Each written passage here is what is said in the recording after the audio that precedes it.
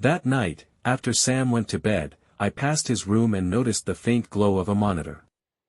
I pushed the door open silently. What I saw stopped me cold. My 11-year-old son was running what looked like a trace route. Lines of code scrolled across the screen, bouncing between offshore servers. A map flickered, pinpointing nodes in Belize, Singapore, and finally, Seattle. Next to the monitor sat a printout. A digital wallet address. And a transfer history matching the exact amount that vanished from our account. The name tied to the wallet? Not Marlene. A man. Unknown to me. But not unknown to Sam. My son had found the money. And he wasn't just watching anymore. He was planning something. I remember the moment something cracked in my mind. Not broke. Cracked. Like a windshield that looks fine until a change in pressure spiderwebs it overnight. It was a Tuesday morning, gray skies outside, coffee bitter and too hot. I was checking the joint account, the one Marlene and I had kept since our wedding 11 years ago. The one where my paycheck landed like clockwork every second Friday. I wasn't expecting fireworks. I just wanted to schedule the mortgage payment. Instead, I stared at a number so low it couldn't be right. $476.29. I blinked. Checked again. Then pulled up the transaction history. Withdrawals. Transfer after transfer. All labeled, external transfer, verified. Some in thousands. Others just hundreds. All from the past 14 days. I remember thinking, maybe it's a mistake. A system glitch. Maybe we got hacked. But deep down I already knew. There was no we in that theft. It was Marlene. The same Marlene who kissed me goodbye that morning like it was any other day. The same woman who curled up next to me just 2 nights ago, her hand resting on my chest like it still meant something. That was the moment the crack appeared. By noon, she hadn't responded to my texts. By 5, her phone went straight to voicemail. And when I got home, gone. Her closet, half empty. Jewelry drawer cleaned out. Toothbrush gone. My son Sam's face pale with confusion. She didn't say anything, Dad. She just said she had a meeting downtown. I didn't cry. I didn't shout. I didn't even sit. I just stood in the middle of the hallway, staring at the front door as if the truth might walk back in and say, just kidding. Instead, the silence crept in like mold. Sam's only 11, but he's sharp, too sharp sometimes. Always fiddling with electronics, taking apart our doorbell cam to see how the motion sensors work. Quiet kid. Watchful. I assumed he'd retreat into his video games like most kids would. I assumed wrong. That first night, I didn't sleep. I lay on the couch in my work clothes, staring at the ceiling, phone in hand. I'd already called the bank. Locked everything. The manager said, "I'm sorry, Mr. Brewer, the transfers were authorized. They were verified through multi-factor authentication on your wife's profile." Our profile. That our again. Another ghost of something I thought was solid. The second night, I finally crashed, deep, dark sleep, the kind where even nightmares won't go. That's when it started. Whispers of something off. Sam began asking me strange questions the next day. "Dad, what bank does Mom use when she's working freelance gigs?" "Marlene didn't freelance," I replied. He shrugged. "She told me she did, like design work for some online guy. She said she got paid in crypto sometimes." "Crypto? Why would you think that?" I asked. Sam hesitated. "I saw her wallet once. She had something called Xeno Chain or something like that. It looked fake. Like, weird." I dismissed it. 11-year-old imaginations can be vivid. That afternoon, I opened the door to his room without knocking. He was sitting at his desk, headphones on, multiple tabs open on a screen he quickly minimized. His face didn't flush. He didn't look guilty. Just, focused. Too focused. Homework? Sort of, he said. That should have tipped me off. But grief makes you miss things. By the end of the week, the story unraveled further. Marlene had left a note in the kitchen drawer. Just a few sentences. No apology. No explanation. Just, I need to live for me now. And some legal-sounding nonsense about emotional space. There was no mention of Sam.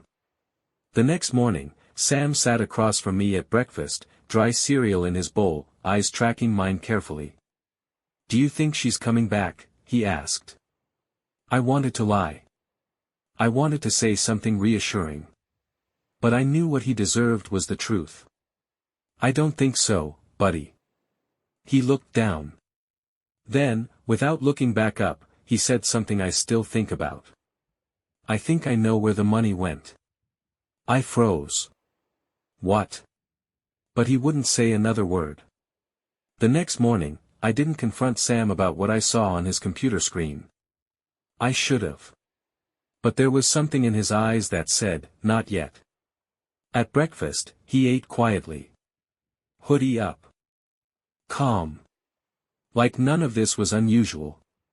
But it wasn't the calm of a child, it was the calm of someone already 3 moves ahead. When he left for school, I tried to clear my head the only way I knew how, by cleaning the house like I could sweep the truth away. I boxed up the last of Marlene's things. Her earrings. Her perfume.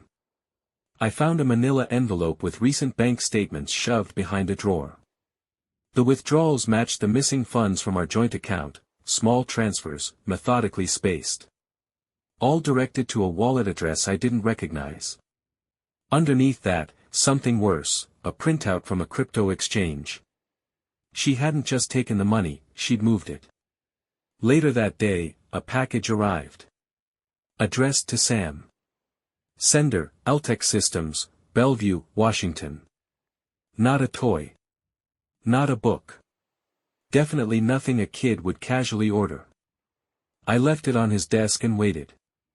That night over dinner, I brought it up gently. "Remember when you said you knew where the money went?" He didn't look up. Just nodded. "How?" He spoke plainly. "I tracked her IP when she logged into the bank app. She used a weak VPN. Then I backtraced her email metadata. Got into the wallet she used from a phrase she saved in cloud notes." I blinked. "What?" He glanced up. "I'm not trying to scare you. But she left us. Not just you." I needed to know where she went. I didn't know what to say. My 11-year-old son had just explained how he'd hacked his own mother. That night, after he went to bed, I checked his room. His laptop wasn't there. It took me 15 minutes to find it, wedged inside an empty cereal box in the pantry. Still warm. The next day, I found a printed photo slid under my bedroom door. It was a grainy still frame, surveillance footage, maybe a hotel lobby. Marlene was smiling at a man. Tall, well-groomed, sunglasses indoors. His hand rested casually on her back. Below the image, Sam had typed. "His name is Thomas Lang. Born 1986. History of financial fraud. Offshore accounts. Now based in Seattle." No note. No explanation. Just facts. My throat tightened. He wasn't guessing. He was hunting. That night, I stood in his doorway. "Why are you doing this?" I asked. He looked up from his screen. Calm. Too calm. "Because nobody else will." Then he turned back to the monitor. Something had shifted between us. Sam wasn't just my son anymore. He was something more unsettling. Focused. Controlled. His eyes didn't dart like a kid's, they studied. I'd always known he was gifted. But this was different. This was surgical. Saturday morning, I woke up to find him already dressed, hoodie zipped, tablet under one arm like a briefcase. He was making pancakes. Cool as ever. You sleep? I asked. He shrugged. 4 hours. Good enough. Good enough. I didn't press. I was starting to understand he wouldn't say anything until he wanted to. Later that afternoon, I noticed the garage door was open. He'd set up a folding table, laptop, cables, and a portable monitor, all plugged into a power strip he'd rigged from an old battery backup. My son had built a mobile command center next to the snow shovels. He saw me watching. Didn't flinch. I spoofed a login from her old email, he said. Got access to a deleted recovery account. For what? He turned the monitor toward me. A live GPS map. A blinking dot hovered just off the Seattle shoreline. A sailboat, slowly shifting with the tide. He tapped the screen. She's on it. With him. Docked for now. But not for long. I stared at the screen, then back at him. How do you know? I cloned her phone. You what? She synced it to the cloud. Left it unlocked on a network last month. Took me 2 tries. She never noticed. There was no pride in his voice. No showmanship. Just cold progress. You're saying you can see her messages? He nodded. I've been watching her talk to him for weeks. They don't even bother with code names anymore. I sat down on the edge of the workbench. The air smelled like dust and motor oil and something else, like dread. What do they talk about? Sam hesitated. Sometimes they laugh about us. Mostly him. My hands tightened around my knees. What does he say? He thinks you're weak, he said quietly. Calls you a quiet liability. Said Mom outgrew the house pet. My jaw clenched. And you read all that? I asked. Every line. Sam finally looked up at me. And for a second, I saw the boy again. My boy. His eyes were glassy but dry. You don't have to do this, I said. Yes, he said. I do. That night, I couldn't sleep again. I walked into the garage. Everything was powered down. Except one blinking router. It wasn't ours. Taped to the side was a post-it note. Do not touch, mesh bridge node. Captures device metadata. Feeds into cloud relay. My son had built a tracking system out of repurposed smart home parts. He wasn't just watching anymore. He was inside. Not long after midnight, I heard his door creak open. Light footsteps. The fridge door clicked. Then the tap of a keyboard. I followed, quietly. He was in the dining room now, working from a laptop while his tablet streamed footage, interior boat cam, angle low, like from a smoke detector. Marlene's voice came through, tinny and distorted. Do you think he suspects? Then Lang's voice, low and condescending. Even if he did, what's he going to do? Cry into a lawyer's voicemail? Sam didn't react. He just typed. The next week passed in strange silence. Sam didn't act out. Didn't boast. He still went to school. Still did his homework. Still cleared his plate without a word. But the air around him had changed, coiled tighter. Whatever he was planning, it was no longer just digital. Tuesday night, I found him sketching something on graph paper in the living room. A crude floor plan. The name at the top made my throat tighten. Pacific Star Marina, Security Grid, Office 2. You broke into the marina's network? He didn't look up. No.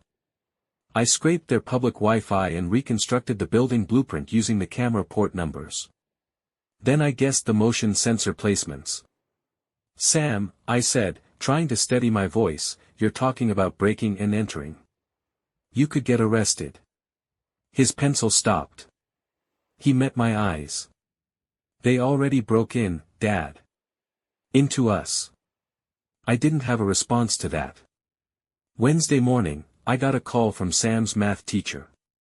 "He's fine," she assured me. "But, he's distracted. He finished the quiz in 6 minutes and then started writing something on the back." She paused. "It wasn't math.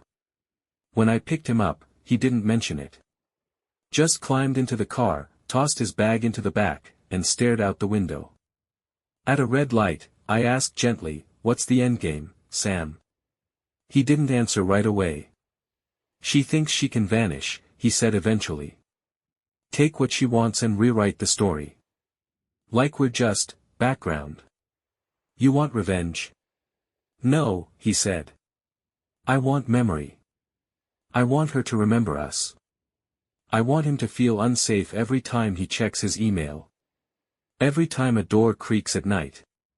My hands tightened around the wheel. That evening, I came home to find the living room TV frozen on a paused surveillance frame. A dark figure, Thomas Lang, stepping off the boat into a private car. Underneath was an IP address. Highlighted in red. Sam looked up from the couch, remote in hand. "I injected a redirect through his burner laptop," he said. "It opened a document. Just long enough to ping the location." I sat down slowly. "What document?" He shrugged. "Something simple. Just a message." "What kind of message?" He looked at me, stone-faced. "It said, 'You're being watched. We are inside.'" I stood up, pulse rising. "Sam, you can't do this. You're a kid. If they trace this back." "They won't," he cut in. "He's already spooked. I spoofed the signal through 5 dead-end shells. He won't know where it came from." "That's not the point." Sam closed the laptop, slow and deliberate. "Then what is the point, Dad? Waiting for them to live happily ever after while we pretend nothing happened? You want to stay quiet? You do that. But I'm not letting him win." I didn't know what scared me more, that he was so good at it, or that he wasn't angry. He was cold. Surgical. That night, I sat at the edge of his bed while he slept. His breathing was even. One arm draped off the mattress like a regular kid again. But next to his pillow, I saw the drawing again, blueprints, wiring routes, marina layout. And in the corner, one word, circled twice. Leverage. By Friday morning, I knew something was coming. Sam's posture gave it away. Calm, composed, but sharper. Like a switch had flipped.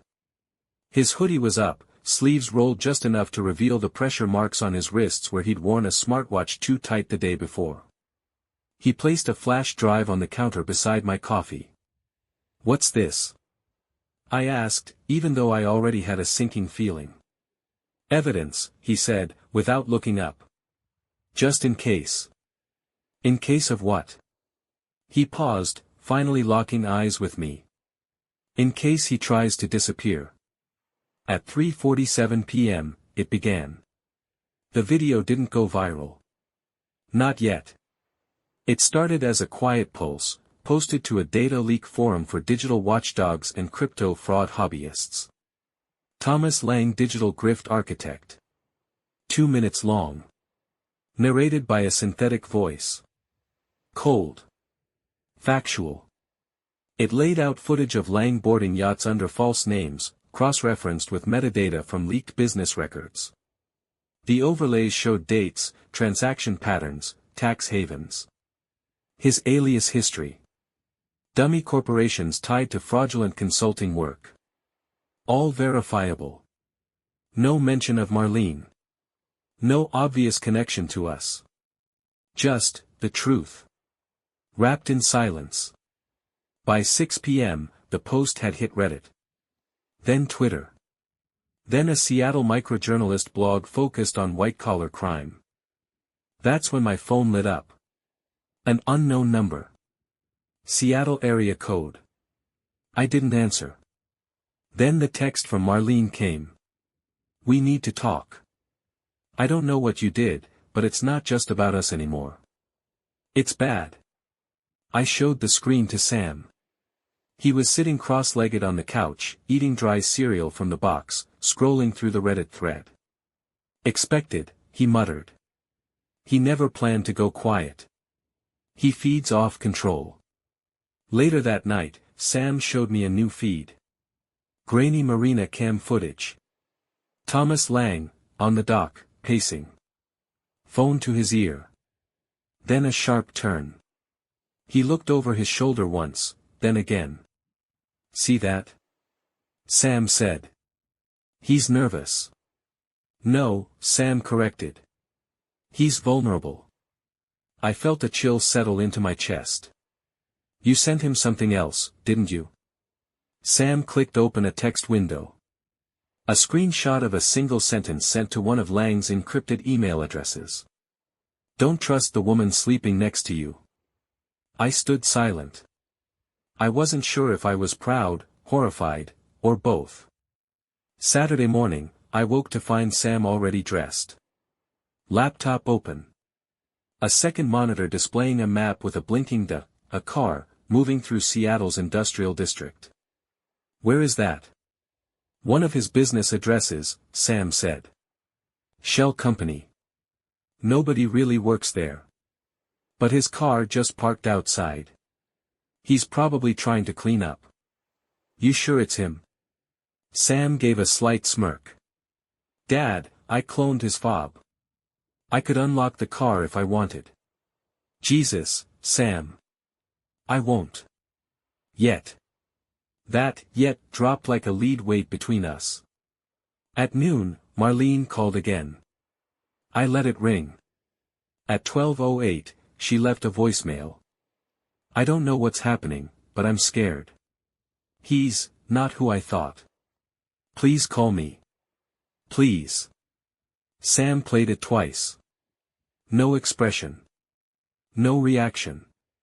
Just rewound and replayed it like an audio file he was studying for patterns.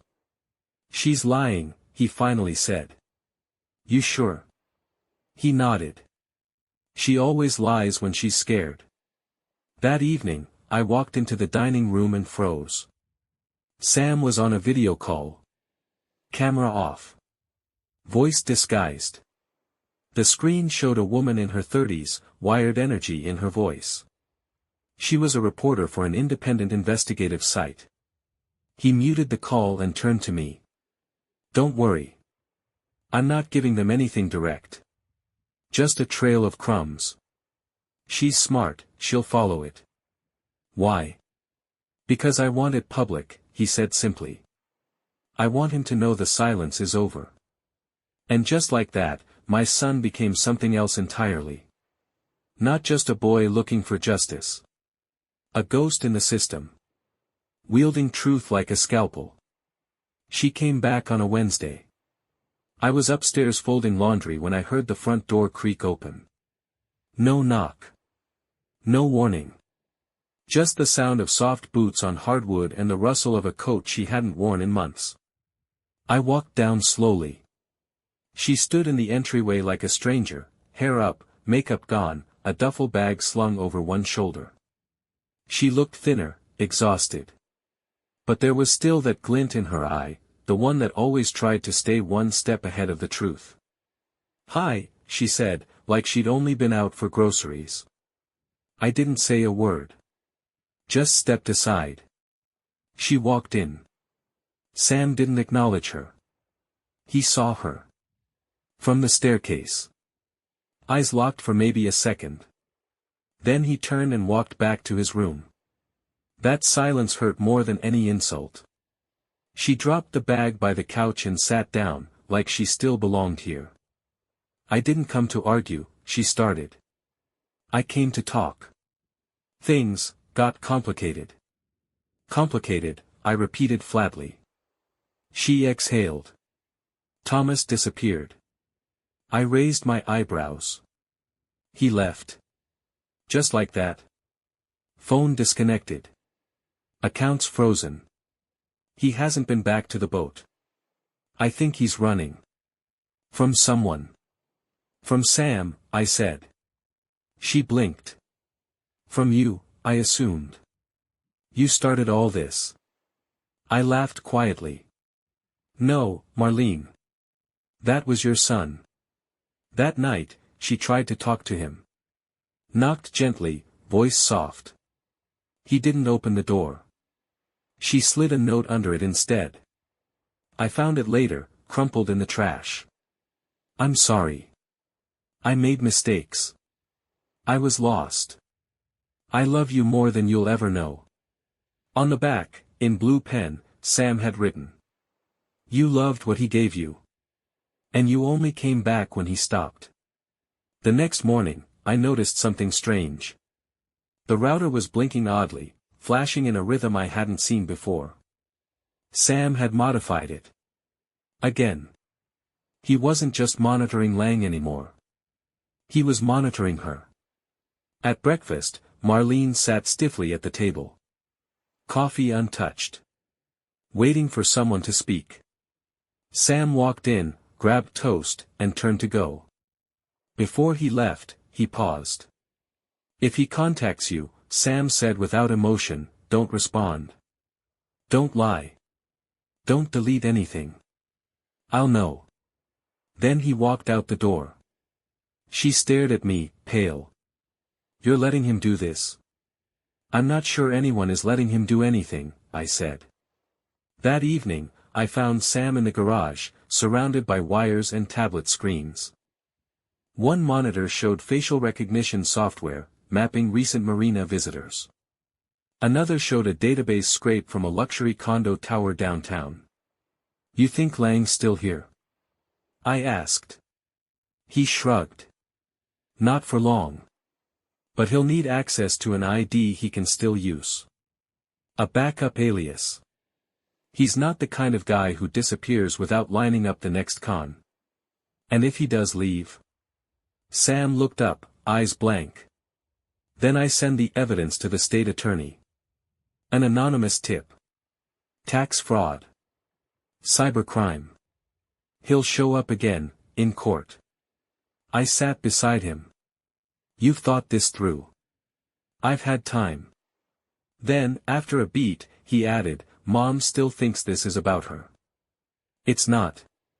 He shook his head. She's just collateral. That night, Marlene knocked on my door. Can we talk? I opened it. She looked tired. Not fake tired. Hollow. I know I made it worse, she said. But I didn't think it would go this far. I didn't know he was using me.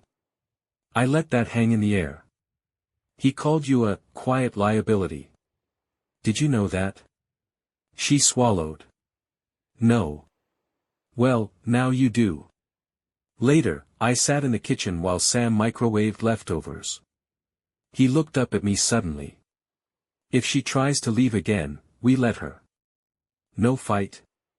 No point, he said. She doesn't know who she is without someone else writing the script. And you? I asked. Sam shrugged. I just write the code. It ended the way most things do. Not with a fight. Not with a scream. But with a quiet knock on the door, and a man in a suit holding an envelope. It was early, just past 8 a.m. Sam had already left for school, but I'd noticed his laptop still running in the garage, monitoring something. The script he'd left open pulsed quietly in the corner of the screen, lines of code blinking like a heartbeat. The knock came as I poured coffee. A man in his 40s, average build, plain expression. Mr. Brewer, he asked. I nodded. He handed me the envelope. You've been named in an ongoing federal inquiry related to offshore fraud. This is a courtesy notification. You're not a target, yet. But you may be called as a witness. I stared at the envelope. Thomas Lang. They had him. Or, someone did. That night, Sam got home, pulled off his backpack, and sat down like it was just another Tuesday. I showed him the envelope. He read it silently, nodded once, then passed it back. Is this your doing? No, he said. I just gave them a map. Someone else decided to follow it. And Mom? He hesitated. She called him again. 2 days ago. You traced it? I didn't need to. He traced her. That's why he vanished. He thought she flipped on him. Did she? I think she would've, Sam said. If he hadn't cut her off first. Marlene left the next day. No note this time.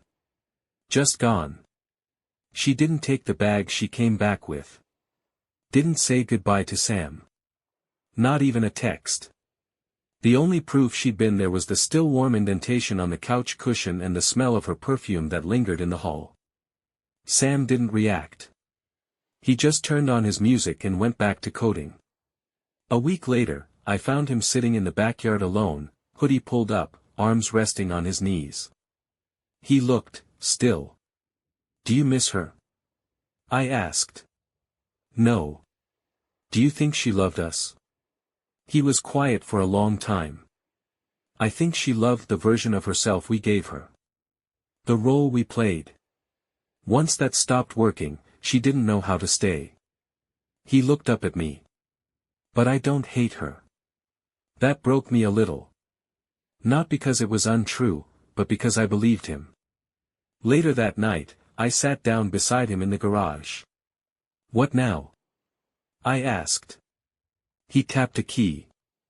The screen showed a blank node. All tracking programs closed. Logs deleted. I'm done, he said. For good. Yeah, he said. It's over. But something in his voice told me it wasn't. Not really. Because once you've seen behind the curtain, it's hard to unsee. He sleeps lighter now. Door cracked open. Laptop always close. And some nights, I find him staring at his screen, not doing anything. Just watching. Like he's waiting for a new name to appear. A new anomaly. Like justice isn't something he got addicted to. But correction. And in his mind, maybe those two things aren't so different anymore. Epilogue. Lang's name made the local news 2 weeks later. Seattle man under investigation for shell corporations, fraud, and tax evasion. No arrest. No photos. Just a whisper of the truth before it disappeared back into the noise. I showed the article to Sam. He barely looked up. He'll surface again, he said. I didn't ask how he knew. I just nodded. And I believed him.